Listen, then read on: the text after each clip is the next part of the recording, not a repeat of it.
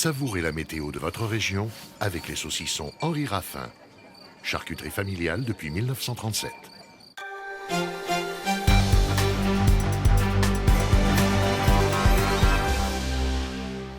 Bonsoir et bienvenue dans votre journal des Alpes. Il est presque 19h, voici les titres de cette édition. Les bars clandestins dans la ligne de mire des forces de l'ordre en Haute-Savoie. De plus en plus d'établissements contournent la réglementation en vigueur, plus ou moins volontairement. Un phénomène placé sous haute surveillance, les détails dans un instant.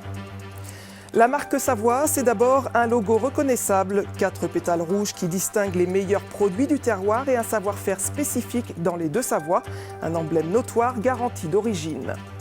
Pour des débuts inoubliables en ski alpin, prenez des cours au CESI. Tout est fait pour progresser à son rythme dès le plus jeune âge. Initiation en pente douce à la fin de ce journal. À suivre dès 19h30, votre édition nationale et internationale présentée ce soir par Carole Gessler.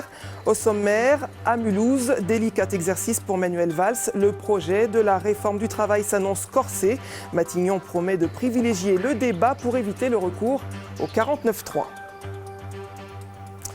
Retour à l'actualité dans les Alpes. En Haute-Savoie, il prolifère depuis quelques mois. À Annemasse, les opérations de contrôle se multiplient pour démasquer les bars clandestins.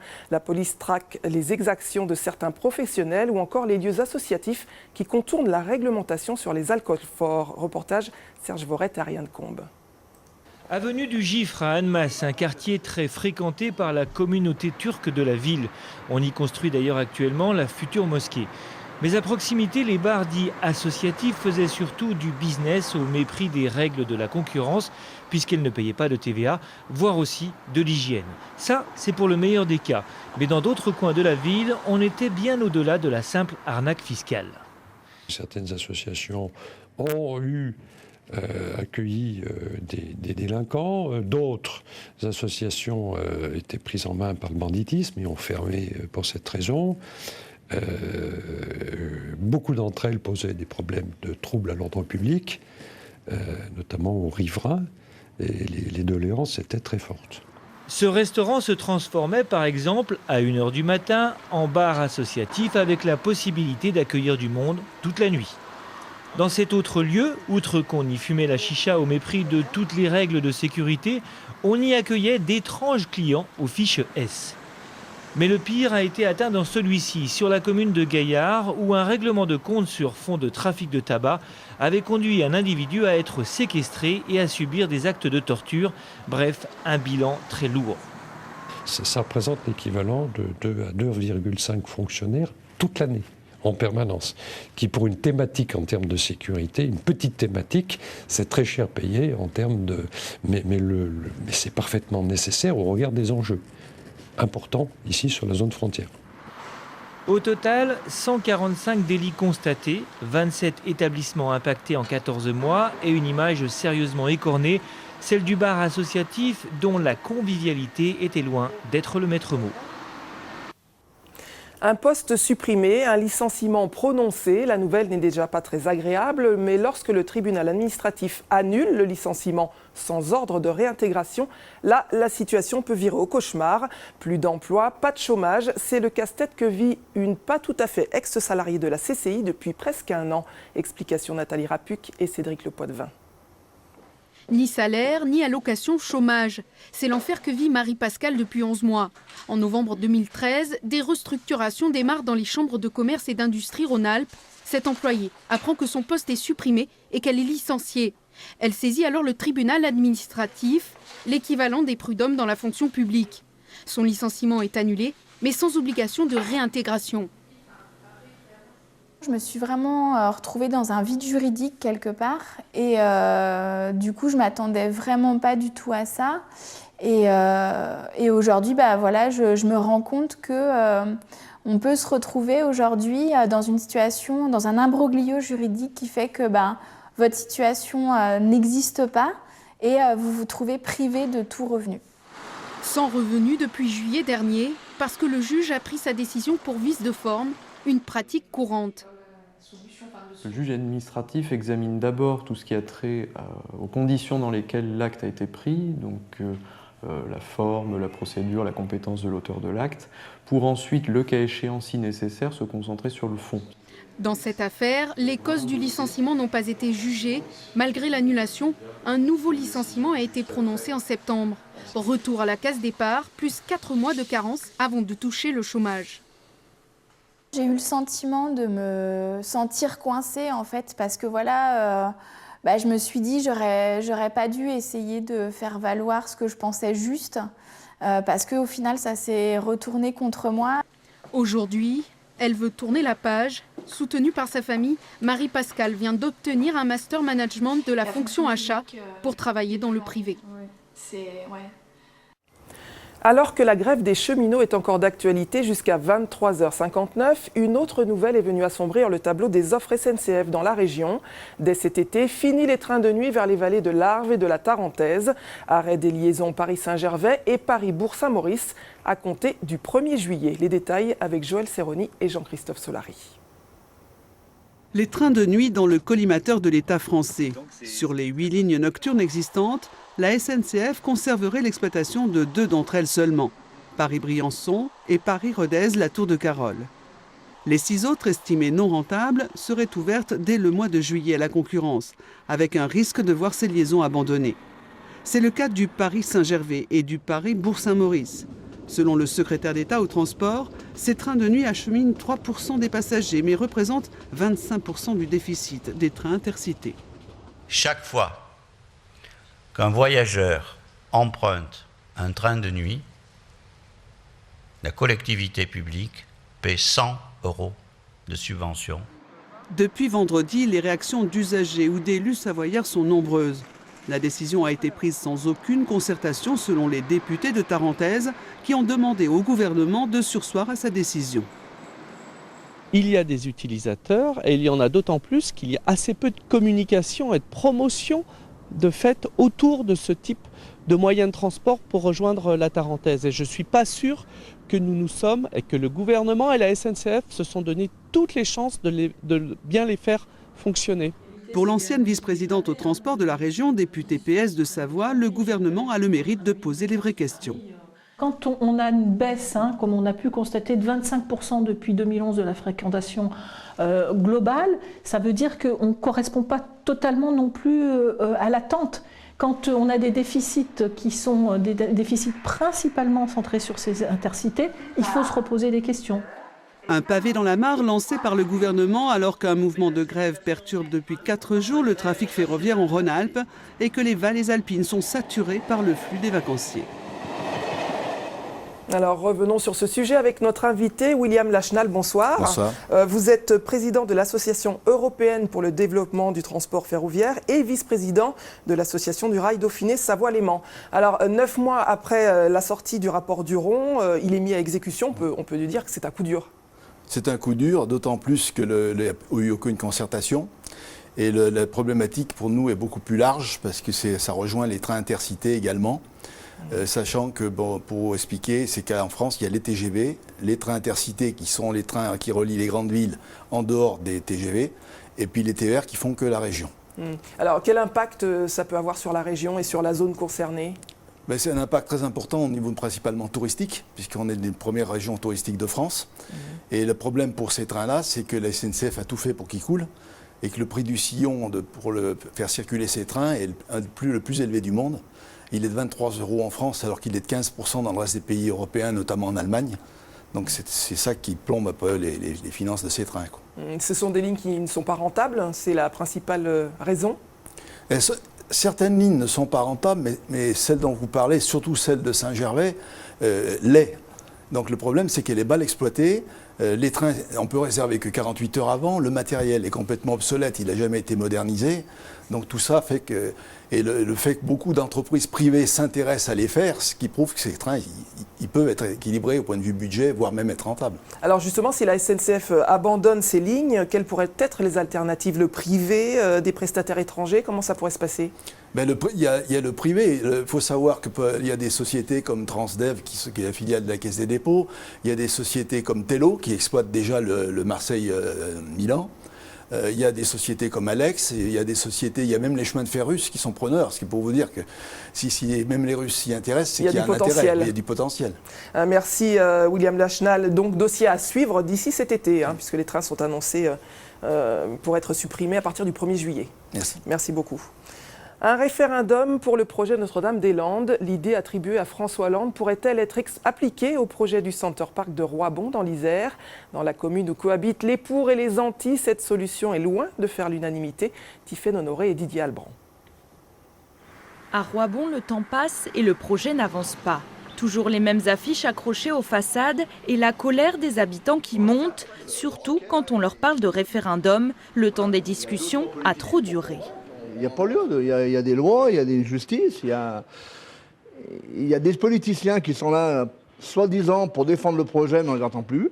Donc je ne vois pas pourquoi on irait faire appel à un référendum. Puis à quel niveau un référendum? Sur quel secteur? Si c'est pour récupérer tous les bobos de Grenoble? Non, c'est pas la peine. Voter pour faire quoi? Les régionales ont parlé d'elles. Si on a voté, Wauquiez est passé, c'est parce qu'il s'est positionné par rapport à ce projet. C'est pour ça qu'il est passé d'ailleurs. Et à l'heure actuelle, on attend les résultats. Le Center Parc est globalement soutenu par les Roibonnais, mais leur demander de voter pour ou contre ne ferait que ralentir le processus, selon ses défenseurs. Nous, on est contre dans le principe, parce qu'en fait, on estime que ce projet, ça fait déjà presque 10 ans qu'il est sur la table, qu'il y a beaucoup de gens qui ont travaillé sur ce projet. Aujourd'hui, donc, c'est remettre en cause encore leur travail. Ce qui manque aujourd'hui, ce sont des autorisations. En juillet dernier, la loi sur l'eau a été retoquée. Tout le projet est maintenant suspendu à la Cour d'appel de Lyon. On ne réglera pas la question. De toute façon, aujourd'hui, c'est la justice qui va régler le problème. Donc on attend ce jugement d'appel le plus tôt possible. Enfin, il semblerait que ce ne soit pas avant le mois de juin. Sur ce point, les opposants sont du même avis. Aujourd'hui, nous, la seule façon de pouvoir exprimer effectivement cette aberration de projet et de pouvoir faire en sorte qu'il s'arrête, c'est effectivement d'aller en justice et de démontrer clairement qu'il est nuisible pour l'intérêt général. Si la justice donne son aval, les travaux pourraient commencer en 2018. Elle sera représentée dans quelques jours au Salon de l'Agriculture. La marque Savoie défend et valorise entre autres les fleurons économiques ou gastronomiques des Deux-Savoie. Véritable indice de qualité, elle est repérable grâce à son petit logo aux pétales rouges. La marque Savoie, comment ça marche? Élément de réponse avec Denis Vignaud-Duguet, Didier Albrand et Asdine Kebapti.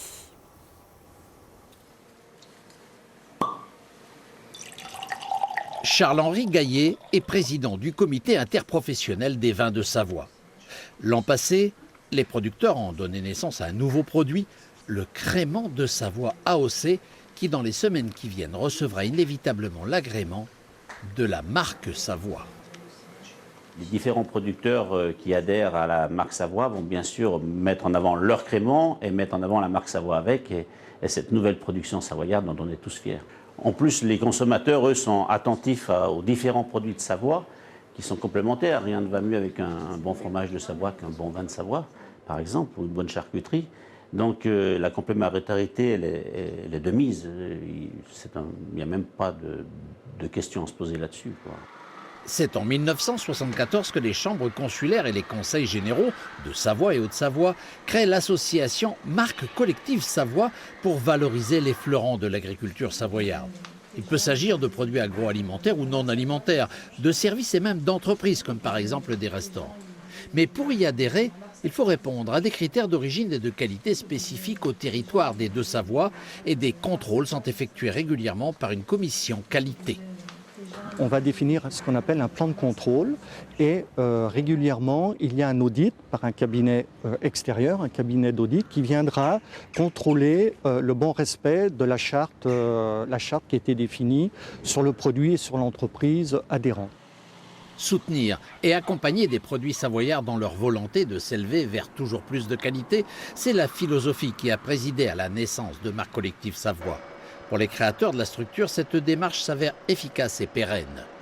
Nous sommes très attentifs car on sait que dans notre espace touristique de Savoie-Mont-Blanc, une des raisons aussi pour lesquelles les vacanciers viennent chez nous, c'est pour goûter les produits du terroir. Et il nous faut mettre en avant ces produits elle est certifiée d'une certaine manière comme étant de bonne qualité, de très bonne qualité même.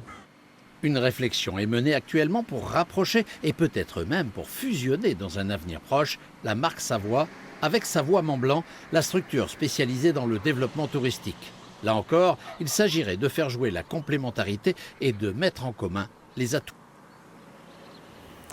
Là aussi, c'est la qualité qui prime, proposer de bons produits, sortir des sentiers battus de la grande distribution et donner une visibilité aux producteurs locaux. C'est le credo de l'enseigne Bien. En Rhône-Alpes, le premier magasin a été ouvert en 2013 en Haute-Savoie, du haut de gamme, tout près de la frontière suisse, un gage de bonne fortune. Végifonsnex, Ingrid Pernet avec Anne Ployard. Vous avez aussi fait la Ferra? Ferra du lac Léman, donc en super. Entière, en filet, en goujonette et en émassé filet. On se croirait en Bretagne, sauf qu'ici vous êtes à la frontière suisse, à 2 pas du lac. Les poissons sont donc made in Léman, sélectionnés pour une clientèle haut de gamme qui a la chance de ne pas toujours regarder son ticket de caisse. On habite en Suisse, hein, voilà. En fait, c'est pas une grande différence entre le coop à Vesna et ici. Hein, je ne le trouve pas trop grand. Hein. Il y a des produits qui sont moins chers ici. Ça reste des prix quand même qui sont abordables et puis je ne trouve pas qu'on sente vraiment une grande différence. La clientèle est internationale, habituée à circuler entre la Suisse et la France avec un fort pouvoir d'achat. Un bassin de vie très particulier qui a séduit cette enseigne bourguignonne, très présente dans l'est de la France et surtout dans les zones frontalières. Il y a une prise en considération client qui est très forte. Ça, c'est très important. On a toujours tendance à penser à autre chose, mais là, on est vraiment concentré sur le client. Filière boucherie, filière marée, toutes ces filières font qu'on sélectionne des produits bien précis. La centrale sélectionne des produits bien précis pour qu'on puisse les mettre en avant. Le vivier, par exemple, est une demande des consommateurs. Ici, le homard côtoie le reblochon et la viande d'Argentine se déguste avant le gruyère suisse. Il n'y a pas des produits de bas de gamme, c'est assez de la qualité. Mais il y a aussi beaucoup de produits régionaux. Ils nous amènent, il y a un rayon italien là où ils vendent beaucoup de produits italiens. Ils ont beaucoup de clientèle suisse. D'ailleurs, il y a du monde le week-end, le samedi, dimanche. Je pense qu'ils font un bon chiffre d'affaires.